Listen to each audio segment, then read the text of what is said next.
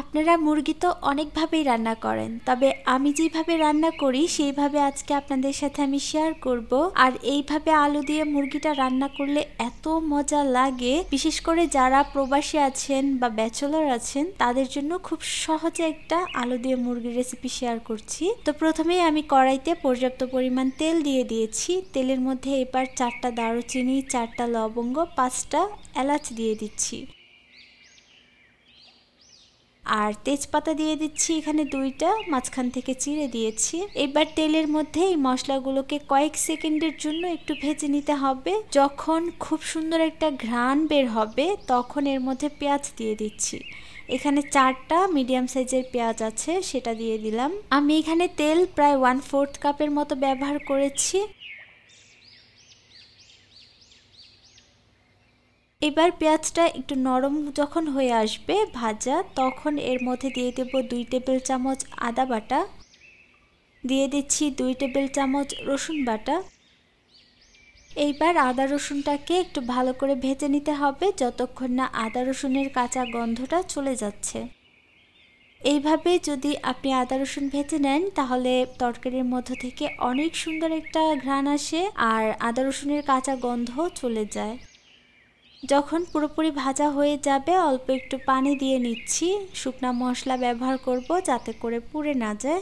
দিয়ে দিচ্ছি 1 চা চামচ হলুদের গুঁড়া, 1.5 চা চামচ দিয়ে দিচ্ছি জিরার গুঁড়া, 1 চা চামচ ধনিয়া গুঁড়া দিয়ে দিলাম, 2 চা চামচ দিয়ে দিচ্ছি মরিচের গুঁড়া।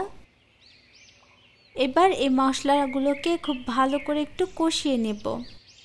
একটা জিনিস সবসময় মাথায় রাখবেন, আপনার তরকারির মশলা যত ভালো করে কষাবেন তরকারির স্বাদ কিন্তু ততই ভালো আসবে। তো এই পর্যায়ে মশলাটাকে খুব সুন্দর করে কষিয়ে নিতে হবে যতক্ষণ না তেলটা ছেড়ে দিচ্ছে।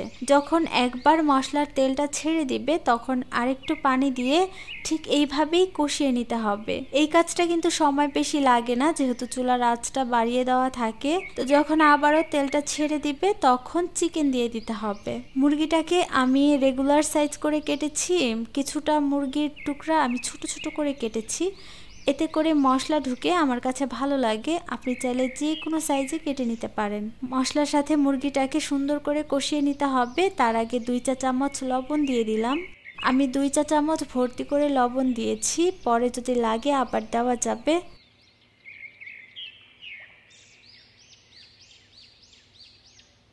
মশলার সাথে মুরগিটাকে ভালো করে মাখিয়ে নিয়ে এবার ঢাকনা দিয়ে ঢেকে এই মুরগিটাকে কষিয়ে নিতে হবে। কিছুক্ষণের মধ্যেই দেখবেন মুরগি থেকে পর্যাপ্ত পরিমাণ কিছুটা পানি বের হয়েছে। এই পানি দিয়েই কিন্তু মুরগিটাকে কষিয়ে নেব।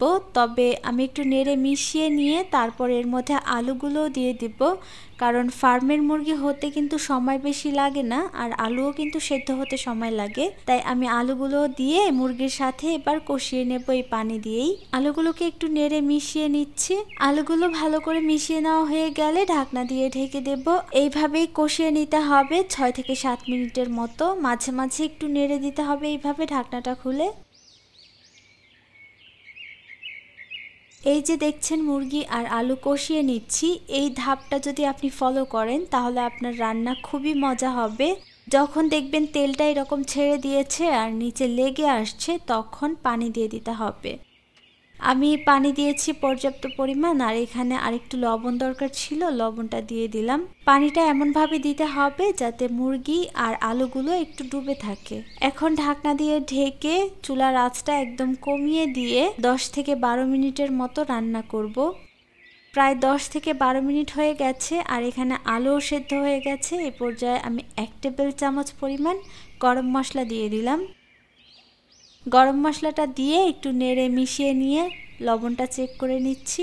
লবণটা হয়েছে, এবার ঢাকনা দিয়ে ঢেকে আবারও আঁচ করব প্রায় 5 মিনিটের মতো। 5 মিনিট পর আমি কয়েকটা মরিচ দিয়ে দিচ্ছি। কাঁচা মরিচ লাস্ট পর্যায়ে দিলে অনেক সুন্দর একটা ঘ্রাণ আসে। এবার ঢাকনা দিয়ে ঢেকে আরও 2 মিনিটের মতো রান্না করে তারপর আমি চুলাটা অফ করে দেব। এই যে দেখুন আমাদের রান্না কিন্তু হয়ে গেছে। আমি চুলাটা অফ করে দিয়েছি আর এখন ঢাকনা দিয়ে এই মুরগিটাকে রেখে দেব কিছুক্ষণের জন্য, এতে করে তেলটা উপরে ভেসে উঠবে। কিছুক্ষণ পর আমি ঢাকনাটা খুলে দেখাচ্ছি। এই যে দেখুন তেলটা উপরে ভেসে উঠেছে। আশা করছি সবসময়ের মতো আজকের রেসিপি আপনাদের কাজে আসবে আর ভালো লাগবে। আজকে এখানেই বিদায় নেব। আল্লাহ হাফেজ।